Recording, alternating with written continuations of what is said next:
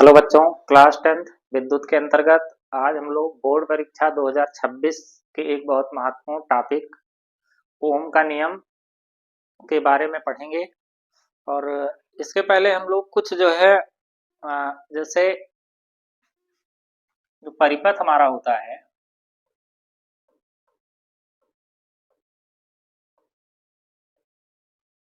परिपथ का मतलब क्या है कि धारा का सतत पथ परिपथ कहलाता है।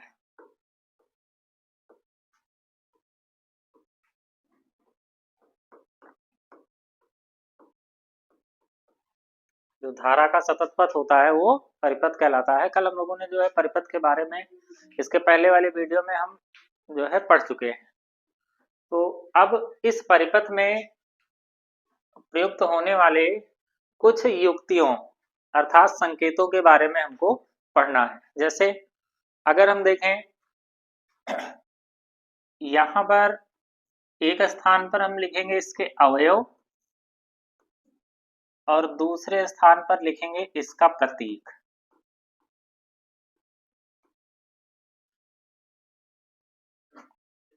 जैसे सबसे पहला इसमें हम देखें अगर, तो ये जो प्रतीक चिन्ह होगा ये होगा सेल का। इस प्रकार से अगर कोई प्रतीक चिन्ह बना हुआ है तो ये जो है सेल को प्रदर्शित करेगा। दूसरा, अगर देखें हम कुछ इस प्रकार का अगर प्रतीक चिन्ह बना है, प्लस माइनस इस प्रकार से अगर कोई प्रतीक चिन्ह बना है तो ये जो है बैटरी को प्रदर्शित करेगा। जैसे बैटरी क्या है, सेलों के संयोजन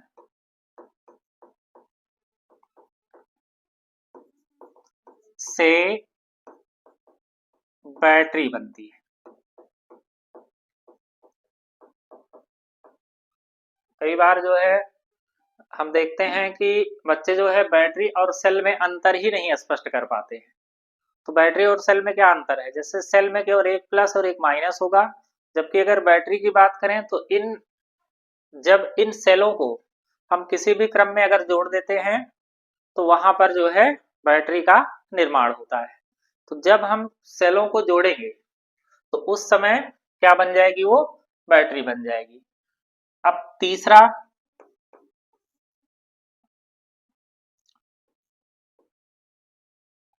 अगर कुछ इस प्रकार का प्रतीक चिन्ह है तो ये जो है प्रतिरोध को प्रदर्शित करता है।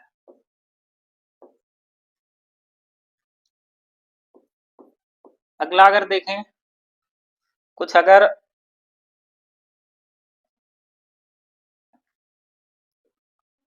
इस प्रकार का प्रतीक चिन्ह है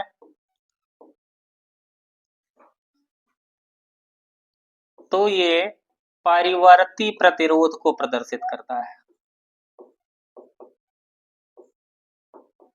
ये जो प्रदर्शित करता है वो परिवर्ती प्रतिरोध, या इसे कहते हैं धारा नियंत्रक। ये परिवर्ती प्रतिरोध है या धारा नियंत्रक, या कभी कभार ये जो है इसकी आकृति कुछ इस प्रकार से भी मिलती है। ये दोनों आकृति जो है अगर कहीं ऐसे आकृति कोई मिल रही है तो इसको हम क्या कहेंगे, ये जो है परिवर्ती प्रतिरोध को प्रदर्शित कर रहा है। ठीक, इसके बाद अगर हम आगे देखें तो इसमें जो अगली आकृति है हमारी वो है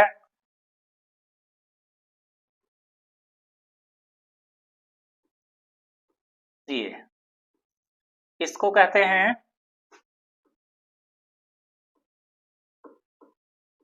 खुली कुंजी।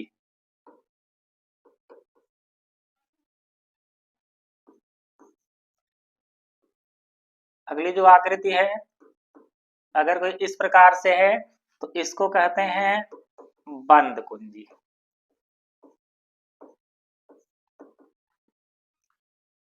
अगली अगर आकृति देखें,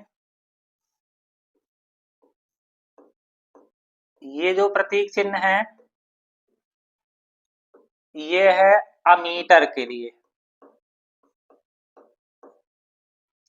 और अगला जो प्रतीक चिन्ह होगा ये हमारा जो प्रतीक चिन्ह है ये है वोल्ट मीटर। इसको जो है क्या कहते हैं, इसको वोल्ट मीटर कहते हैं। तो इस प्रकार से परिपथ में कुछ ऐसे अवयव मिलेंगे तो उनको हम जो है उनके प्रतीक मतलब ये किसको प्रदर्शित कर रहे हैं इसको हम इसके अनुसार जो है ध्यान में रखते हैं। इसके बाद अब एक बहुत महत्वपूर्ण जो है टॉपिक हम लोग डिस्कस करेंगे,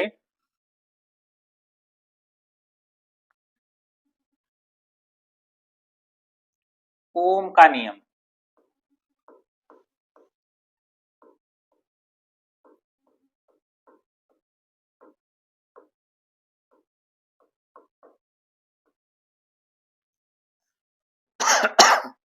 बहुत महत्वपूर्ण टॉपिक है ये, बोर्ड परीक्षा के दृष्टिकोण से लगभग हर वर्ष जो है पूछे जाने वाले प्रश्नों में यह है, और ये लॉन्ग टाइप का जो है क्वेश्चन इसमें पूछा जाता है ये।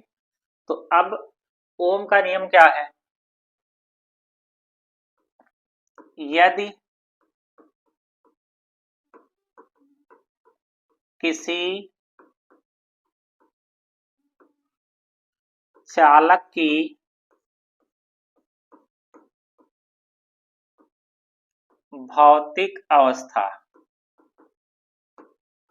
भौतिक अवस्था में क्या क्या आता है, जैसे इसमें ताप, दाब, क्षेत्रफल आदि। यदि किसी चालक की भौतिक अवस्था जैसे ताप, दाब, क्षेत्रफल आदि अपरिवर्तित रहे,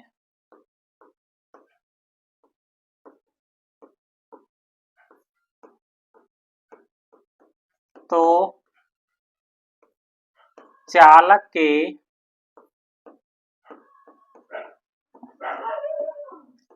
सिरों के बीच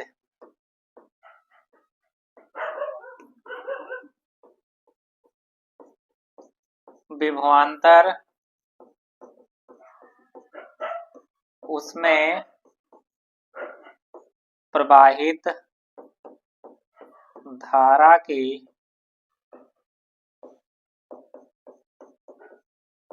अनुक्रमानुपाती होता है।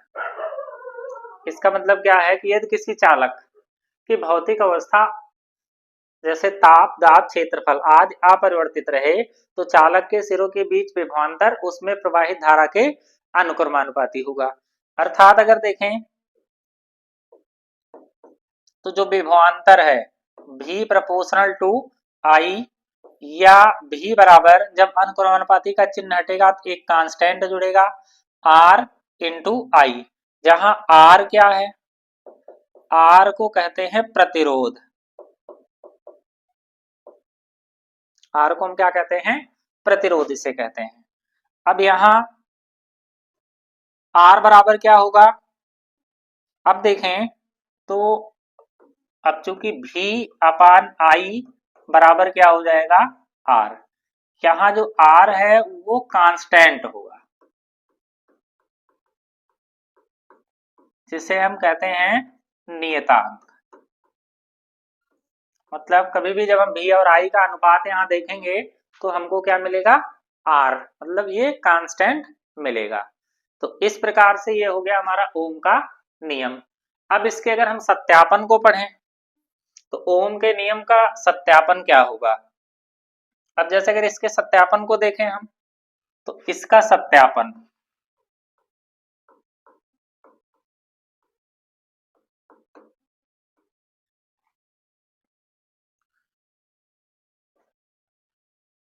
तो ओम का नियम, ओम का नियम केवल धातु चालकों के लिए ओम का नियम केवल धातु चालकों के लिए सत्य है। कहने का तात्पर्य क्या है कि जो ओम का नियम है वो केवल धातु चालकों के लिए ही सत्य होगा। अब इसमें हम क्या करते हैं, सबसे पहले इसका हम चित्र बनाते हैं। जैसे अब यहाँ जो इसका चित्र होगा वो कुछ इस प्रकार से होगा।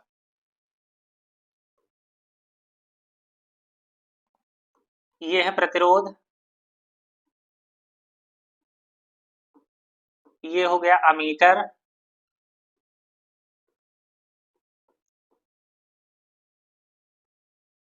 ये है हमारी बैटरी,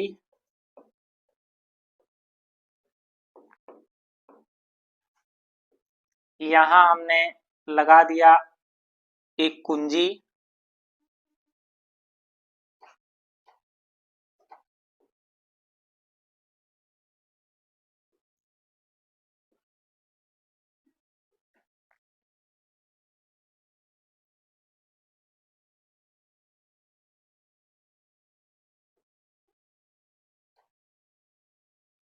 ये है परिवर्ती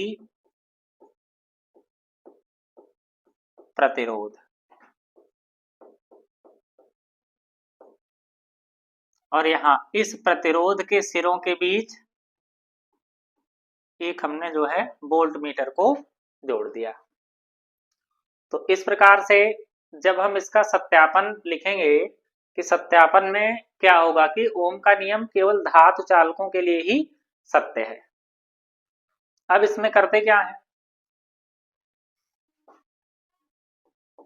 लिखेंगे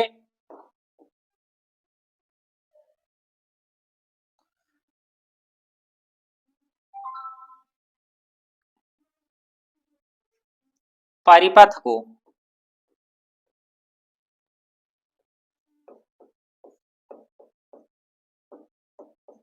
चित्र के अनुसार, परिपथ को चित्र के अनुसार व्यवस्थित कर लेते हैं।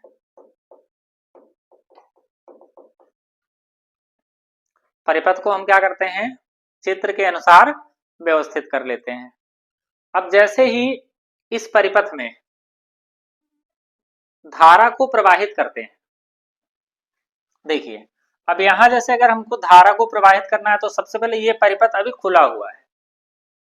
परिपथ कैसा है, ये खुला परिपथ है, क्योंकि ये जो कुंजी है ये खुली हुई है। तो अभी जब इस कुंजी को हम बंद करेंगे, अर्थात जैसे ही परिपथ में हम कुंजी को लगाते हैं तो परिपथ में धारा प्रवाहित होना शुरू हो जाती है। तो लिखेंगे कि परिपथ में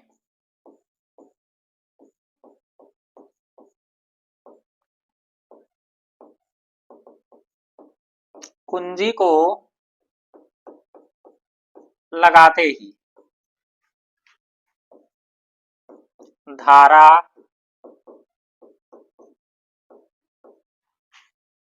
प्रवाहित होना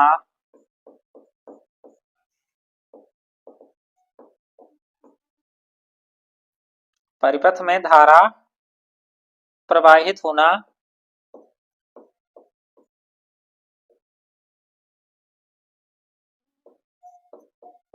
शुरू हो जाती है।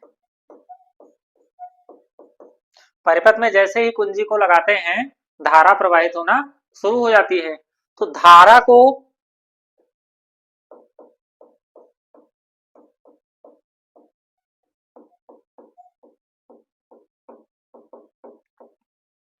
अमीटर से मापते हैं। जो धारा मापी यंत्र है हमारा वो है अमीटर। तो धारा को हम मापेंगे किससे, अमीटर से। अब इस प्रकार से अगर हम इसको आगे देखें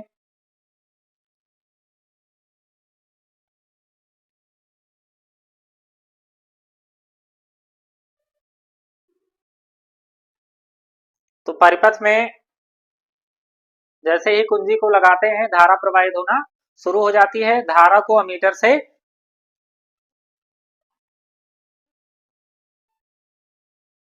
तथा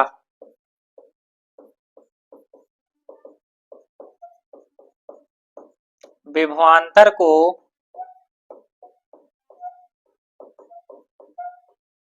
वोल्ट मीटर से मापते हैं। तो ओम का नियम अगर देखें तो धातु चालकों के लिए ही सत्य है। परिपथ में हम क्या करते हैं कि जो परिपथ है उसको हम चित्र के अनुसार व्यवस्थित करते हैं। ही कुंजी को लगाते हैं धारा प्रवाहित होना शुरू हो जाती है। धारा को किससे मापते हैं? अमीटर से। और विभवांतर को किससे मापेंगे? वोल्ट मीटर से मापते हैं। अब ये जो हमारा परिवर्ती प्रतिरोध है या इसे हम क्या कहते हैं? इसे कहते हैं धारा नियंत्रक।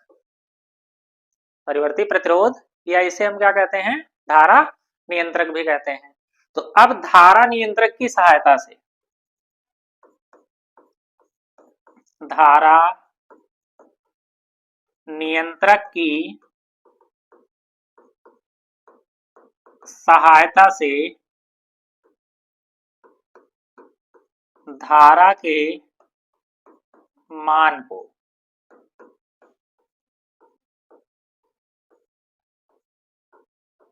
बदल बदल कर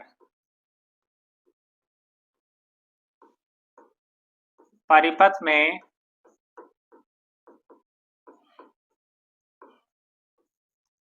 प्रवाहित करते हैं। अब इस धारा नियंत्रक का मतलब जो घरों में जो है धारा नियंत्रक लगा होता है अर्थात जिसे हम स्टेबलाइजर कहते हैं, ठीक, उसकी सहायता से हम धारा के मान को या परिवर्ती प्रतिरोध जो है वो वही काम करता है। तो परिवर्ती प्रतिरोध या धारा नियंत्रक की सहायता से हम धारा के मान को बदल बदल कर परिपथ में प्रवाहित करते हैं और प्रत्येक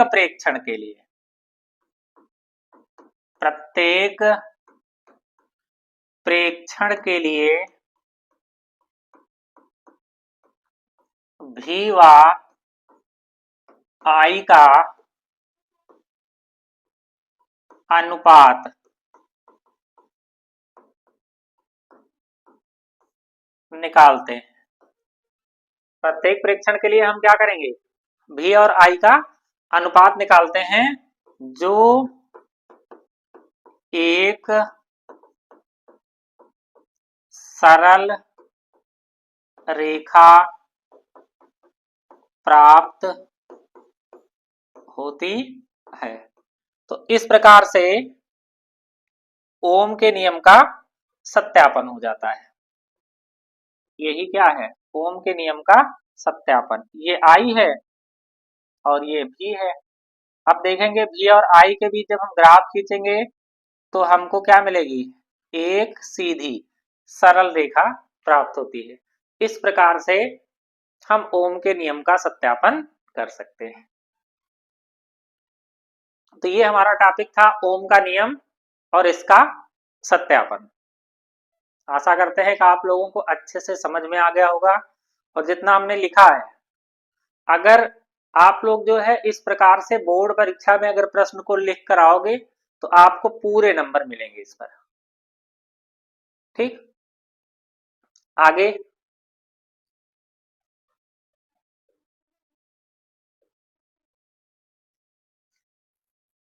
ठीक, अब हम अगले टॉपिक की तरफ चलते हैं। अगला टॉपिक हमारा जो है वो है प्रतिरोध की निर्भरता।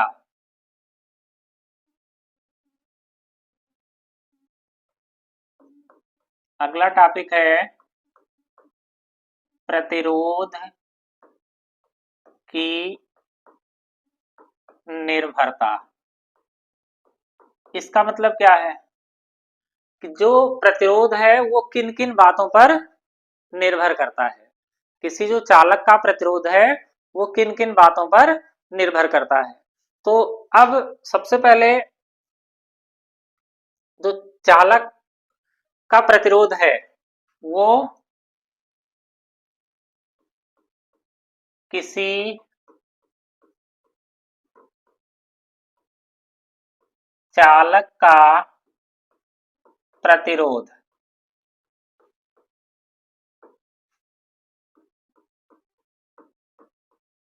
निम्न बातों पर निर्भर करता है। अर्थात किसी चालक का जो प्रतिरोध है वो निम्न बातों पर निर्भर करता है। जैसे पहला, सबसे पहले इसकी निर्भरता कहाँ होगी?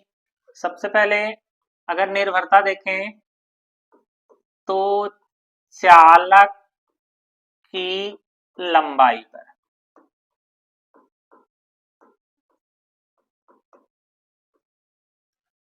ठीक, तो ये जो चालक की लंबाई पर ये किस प्रकार से निर्भर करता है? तो अगर इसको देखें तो यह चालक की लंबाई के अनुक्रमानुपाती होता है।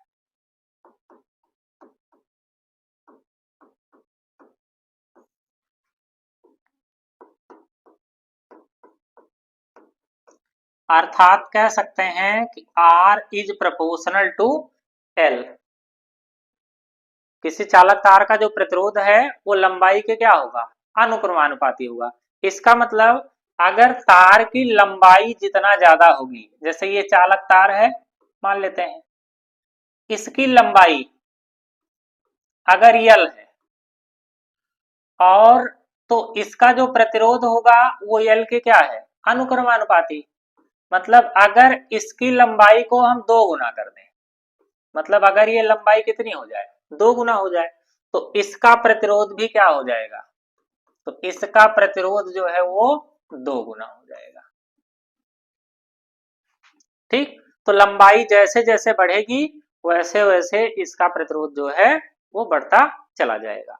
तो ये लंबाई पर निर्भरता हो गई। दूसरा अगर देखें,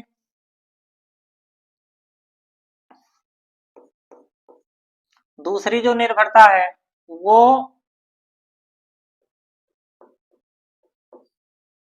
चालक तार के क्षेत्रफल पर। दूसरी जो निर्भरता है वो चालक तार के क्षेत्रफल पर। तो अब इसमें क्या होगा कि यह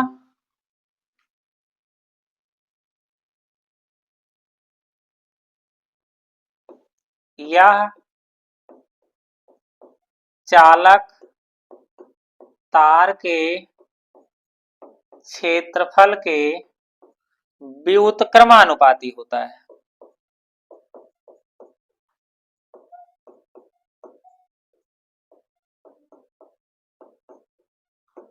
यह चालक तार के क्षेत्रफल के व्युत्क्रमानुपाती होता है। अर्थात R is proportional to 1/A। इसका मतलब क्या है कि अगर क्षेत्रफल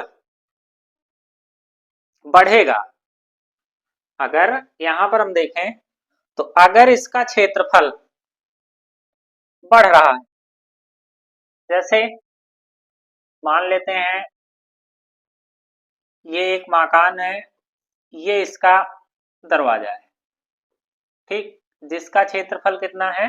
A है। अब इसमें से अगर हम देखें तो ये दूसरा मकान है जिसका ये दरवाजा है। तो प्रतिरोध का मतलब क्या होता है? प्रतिरोध का मतलब विरोध से होता है। अगर मान लीजिए यहां से एक साथ 10 लोगों को प्रवेश करना है, यहां से एक साथ अगर 10 लोगों को प्रवेश करना है इस मार्ग से,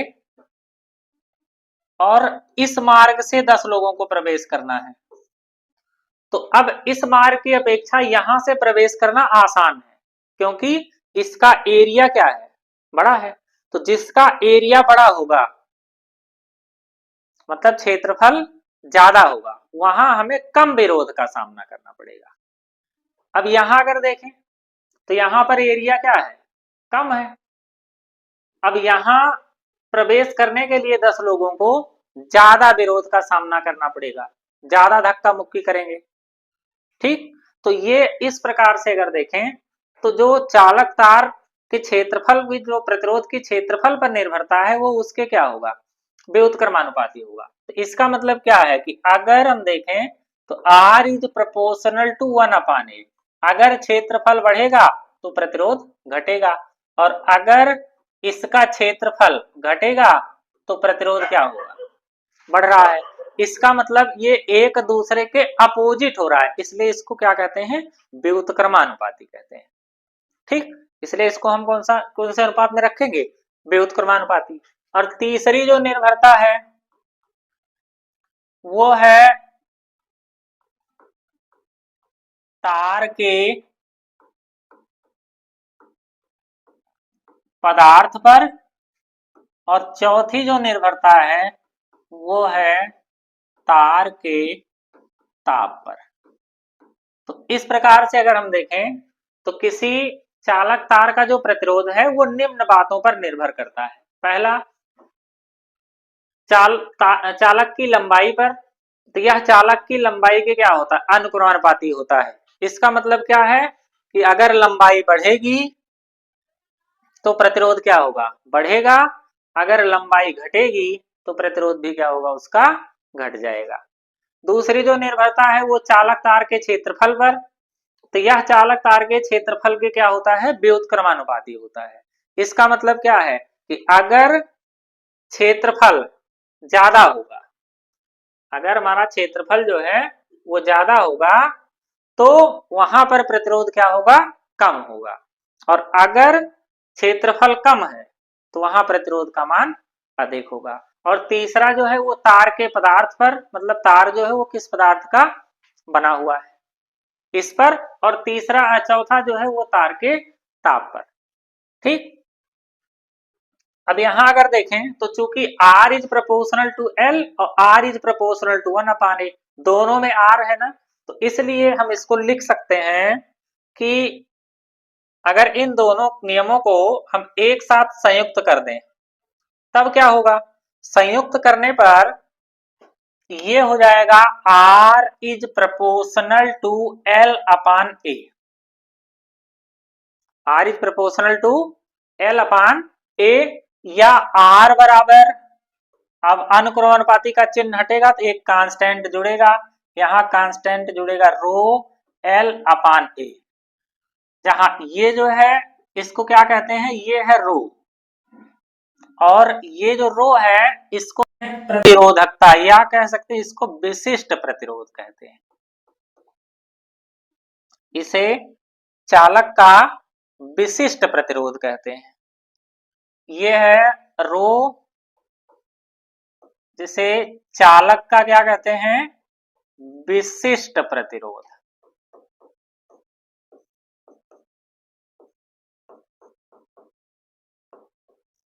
ठीक, इसे चालक का विशिष्ट प्रतिरोध कहते हैं।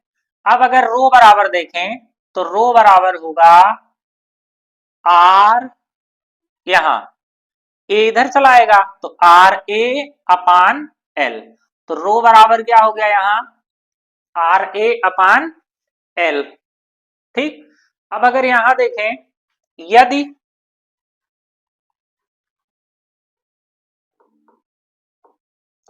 L बराबर 1 मीटर, मतलब जो हम तार की लंबाई ले रहे हैं वो कितना है, अगर 1 मीटर है, और इसका क्षेत्रफल अगर 1 मीटर स्क्वायर है तो रो बराबर किसके हो जाएगा, ये R के।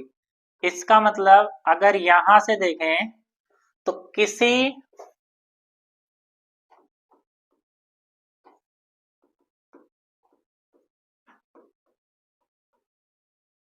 चालक तार का विशिष्ट प्रतिरोध, किसी चालक तार का विशिष्ट प्रतिरोध उसके प्रतिरोध के, उसके प्रतिरोध के बराबर होगा। किसी चालक तार का जो विशिष्ट प्रतिरोध है वो उसके प्रतिरोध के बराबर होगा। कब ये बराबर हो रहा है? यदि तार की लंबाई 1 मीटर तथा उसका क्षेत्रफल 1 मीटर स्क्वायर है। तो किसी चालक तार का जो विशिष्ट प्रतिरोध है अर्थात रो, उसके प्रतिरोध के क्या होगा? बराबर होगा। कब? कब ये बराबर होगा?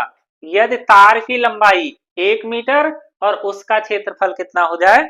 1 मीटर स्क्वायर हो जाए। ठीक, तो ये हमारा हो गया प्रतिरोध की निर्भरता, मतलब किसी चालक तार का प्रतिरोध जो है वो किस प्रकार से निर्भर करता है।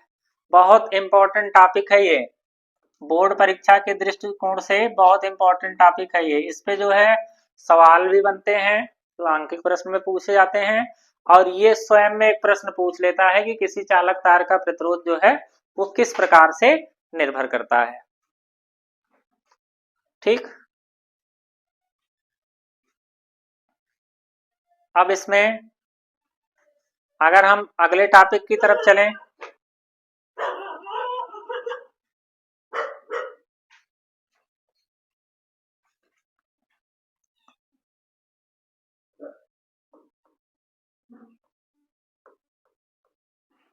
प्रतिरोधों का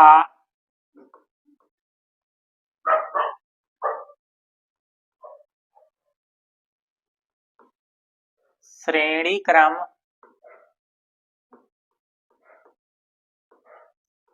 संयोजन।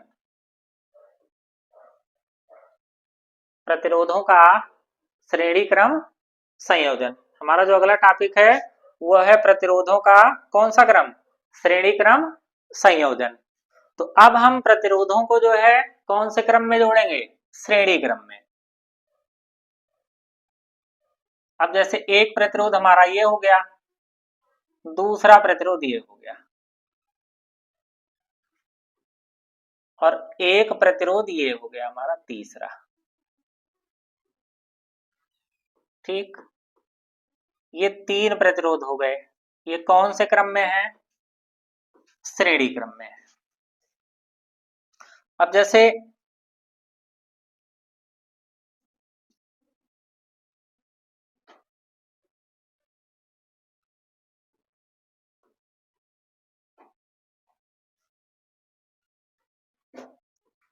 R1 हो गया, ये R2 हो गया, और ये R3। तो श्रेणी क्रम के बारे में कुछ खास बातों का हम ध्यान रखते हैं कि सबसे पहले सवालों में क्या करना है? पहचान करना है कि श्रेणी क्रम होगा क्या। तो इसके पहचान करने के लिए सबसे जो महत्वपूर्ण बात यह है कि अगर कोई भी परिपथ है और वो बंद परिपथ है, अब इसमें देखें तो धारा इस प्रकार से यहां से प्रवाहित हो रही है। तो सबसे जो पहली पहचान होती है जैसे श्रेणी क्रम के जो इंपॉर्टेंट बिंदु हैं वो है कि श्रेणी क्रम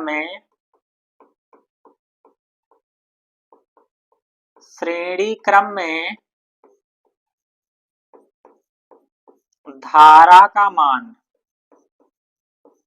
समान होता है।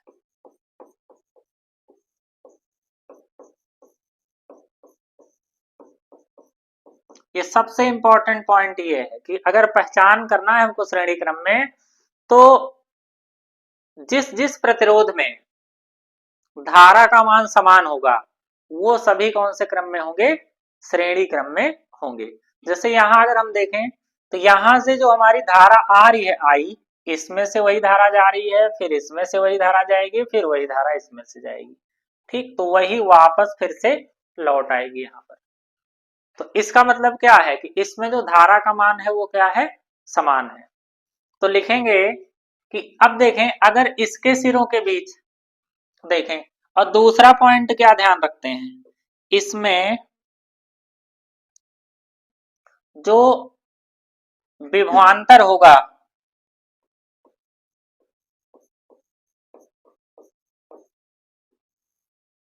वो भिन्न भिन्न होता है।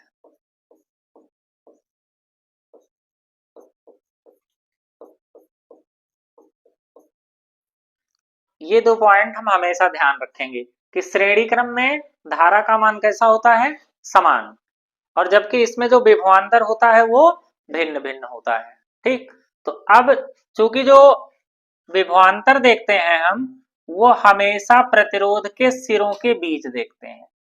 तो यहाँ R1 प्रतिरोध है, इसके सिरों के बीच मान लेते हैं विभवांतर V1 हो गया। यहाँ देखें तो ये R2 है, इसके सिरों के बीच विभवांतर V2 हो गया। अब ये R3 है, इसके सिरों के बीच विभवांतर कितना हो गया, V3 हो गया। ठीक, तो ये हो गया आपका चित्र। इतना तो समझ में आ ही गया होगा। अब आगे अगर चलें, इसमें देखेंगे कि अब इसका हम निगमन करते हैं कि प्रतिरोधों का श्रेणी क्रम संयोजन है क्या।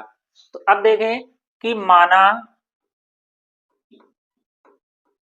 R1 कामा R2 कामा R3 तीन प्रतिरोध हैं जो श्रेणी क्रम में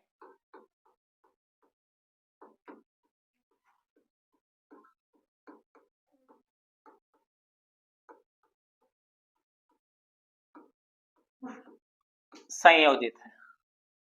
माना R1 R2 R3 तीन प्रतिरोध हैं जो श्रेणी क्रम में संयोजित हैं।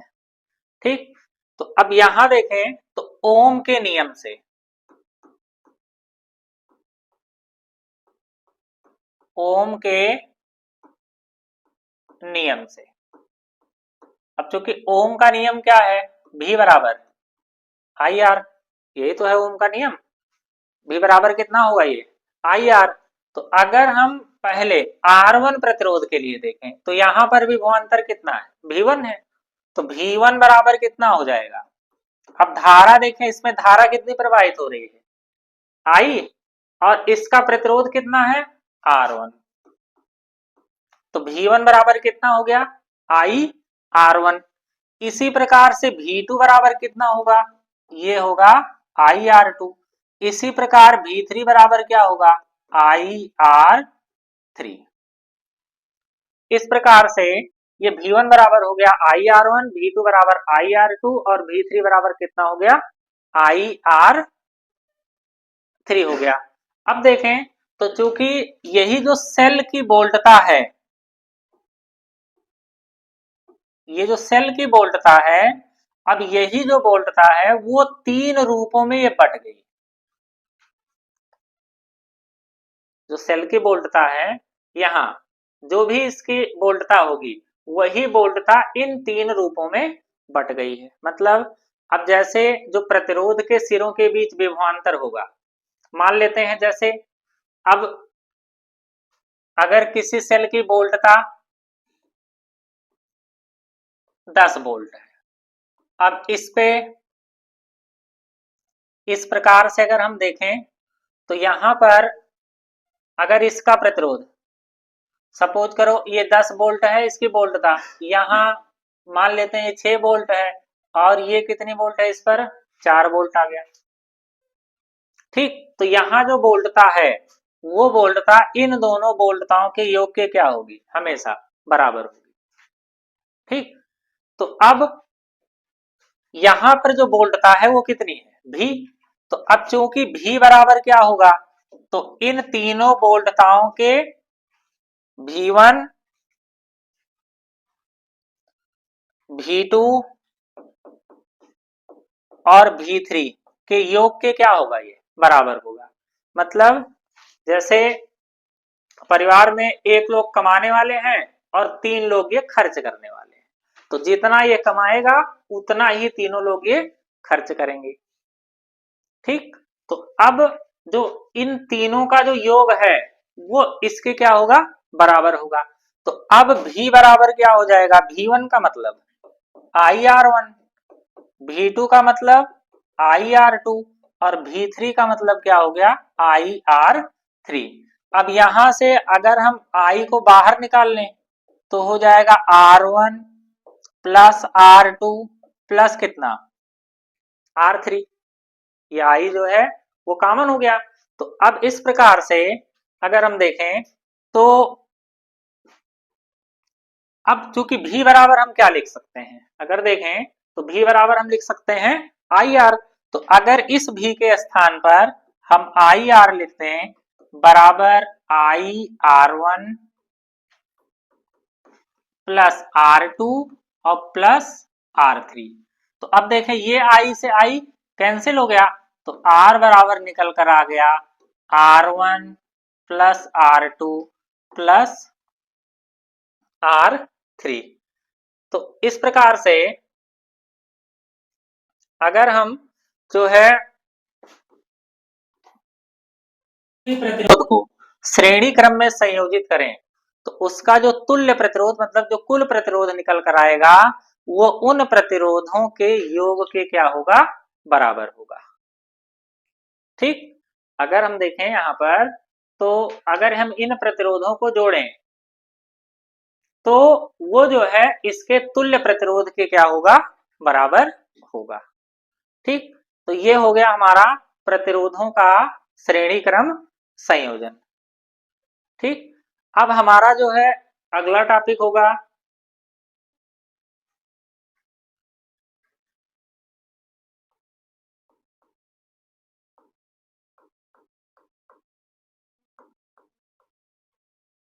प्रतिरोधों का समांतर क्रम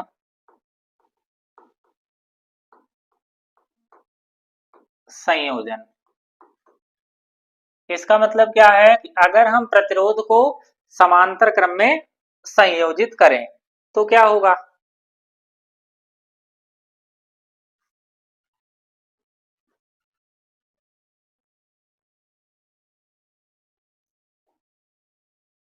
ये हमने दो प्रतिरोध ले लिया, एक है R1 और दूसरा है R2 और हमने इसको संयोजित कर दिया है किस क्रम में, समांतर क्रम में।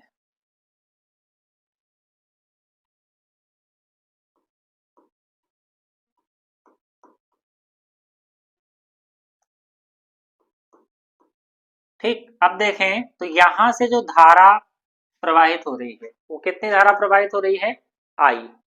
अब यहां से देखेंगे अगर तो अब चूंकि ये है संधि मतलब जहां पर ये दोनों प्रतिरोध जुड़ रहे हैं तो यहां से एक तार आया जिसमें आई धारा आ रही है, अब यहां से दो तार निकल गए हैं तो एक में धारा चली जाएगी आई वन और दूसरे में धारा चली जाएगी आई टू।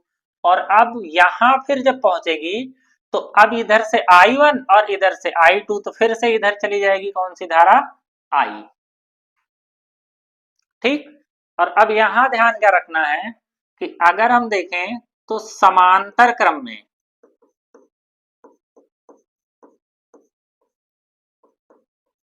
समांतर क्रम में विभवांतर समान होता है। अगर हम समांतर क्रम की बात करें तो वहां पर विभवांतर जो है वो कैसा होता है, समान होता है, जबकि धारा भिन्न भिन्न होती है। अब देखें यहां पर तो अलग अलग प्रतिरोधों में धारा जो है वो अलग अलग प्रवाहित हो रही है, जैसे इसमें जा रही है I1 और इसमें जा रही है I2। ठीक, तो इन दो बातों का ध्यान रखना है हमको कि कौन समांतर क्रम में क्या होगा, विभवांतर समान होगा। तो अब समांतर क्रम को हम पहचानेंगे कैसे परिपथ में, जिस भी प्रतिरोध का पहला सिरा, जैसे देखें तो दोनों प्रतिरोध का जो पहला सिरा है वो एक साथ जुड़ा हुआ है और दूसरा सिरा एक साथ जुड़ा हुआ है, इसलिए ये कौन से क्रम में है, समांतर क्रम में है। ठीक, सबसे आसान जो इसकी पहचान है वो क्या है कि जैसे किसी भी, चूंकि सवाल इस पर काफी ज्यादा मिलेंगे तो सवाल जो ज्यादा मिलेंगे उसमें हमको पहचानना होगा कि कौन सा श्रेणी क्रम है और कौन सा समांतर क्रम है। तो श्रेणी क्रम में जिस भी प्रतिरोध में धारा समान मिलेंगी उन सबको हम कौन सा क्रम बोलेंगे, श्रेणी क्रम। और अगर जिस भी प्रतिरोध में धारा का मान असमान होगा और धारा का मान कैसा होगा, भिन्न भिन्न या असमान होगा, और जिस भी प्रतिरोध के एक सिरा एक साथ और दूसरा सिरा एक साथ जुड़ा हुआ है, तो वो कौन सा क्रम कहलाएगा, वो कहलाएगा समांतर क्रम। तो अब इसके अगर हम डेरिवेशन की तरफ आए, तो प्रतिरोधों का समांतर क्रम क्या होता है, अगर बोर्ड परीक्षा में पूछा जाएगा तो हम क्या लिखेंगे, माना दो प्रतिरोध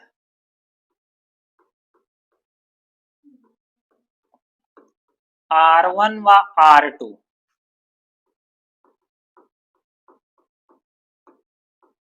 समांतर क्रम में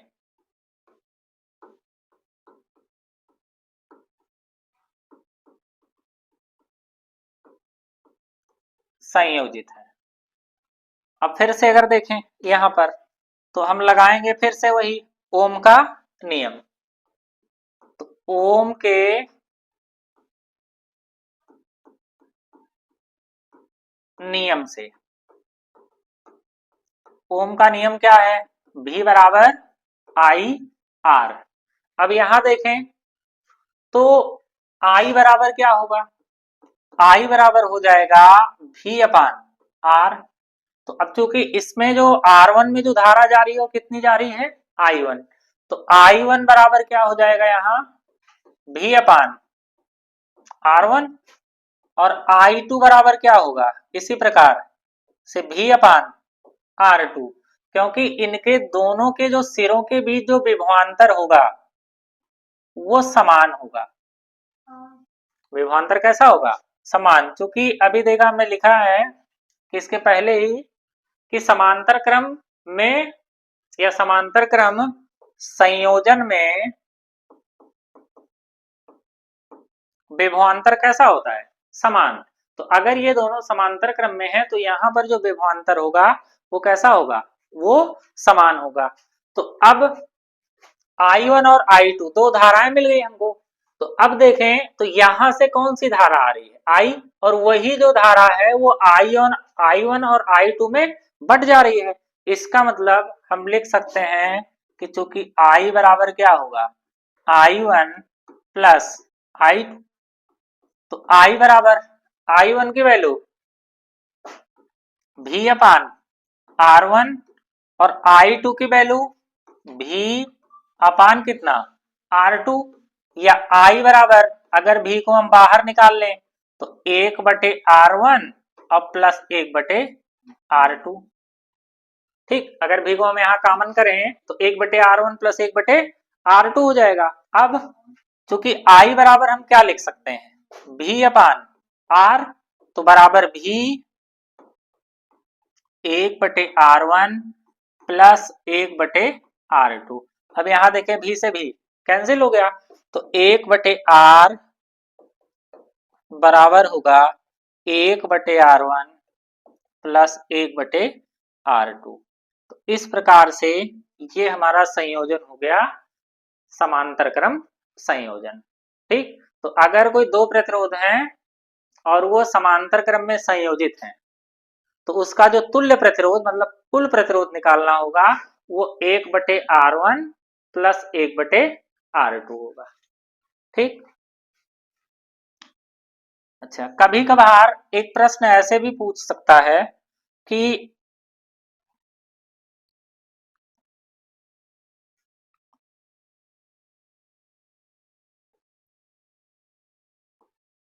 दो प्रतिरोध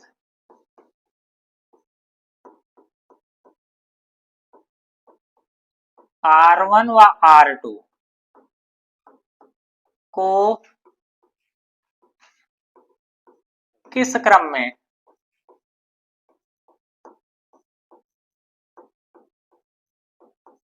जोड़ा जाए या संयोजित किया जाए, किस क्रम में जोड़ा जाए कि उनका तुल्य प्रतिरोध नंबर 1 अधिकतम मतलब R जो तुल्य है वो कैसा हो, वो हो मैक्सिमम, और दूसरा न्यूनतम। इसका मतलब जो R तुल्य है वो मिनिमम, ये। तो अगर हमको अधिकतम प्रतिरोध प्राप्त करना है तो उसे किस क्रम में जोड़ें, और अगर न्यूनतम प्रतिरोध प्राप्त करना है तब उसे किस क्रम में जोड़ें। अब इसको अगर हम एग्जाम्पल द्वारा समझें, जैसे मान लेते हैं कि 2 ओम व 4 ओम के दो प्रतिरोध हैं, तो सबसे पहले इसको हम श्रेणी क्रम में देखते हैं। तो अगर हम इसको श्रेणी क्रम में संयोजित करें तो R इक्वल कितना आएगा, यहाँ जो R तुल्य होगा वो, चूंकि श्रेणी क्रम में क्या होता है कि प्रतिरोधों को हम जोड़ लेते हैं, तो श्रेणी क्रम वाला सूत्र है वो क्या है कि श्रेणी क्रम में अगर हम देखें तो श्रेणी क्रम में हम लोग क्या करते हैं, देखिए श्रेणी क्रम में हम प्रतिरोधों को क्या करते हैं, जोड़ लेते हैं। तो हमने क्या किया, यहाँ प्रतिरोध को जो है जोड़ लिया, R1 प्लस R2 मतलब 2 प्लस 4, तो 4 2 कितना हो गया, 6 ओम। ठीक, अब इसी को अगर हम समांतर क्रम में देखें, अगर इसी को हम समांतर क्रम में देखें तो 1/R इक्वल कितना होगा, 1/R1 प्लस का 1/R2, ये हो जाएगा।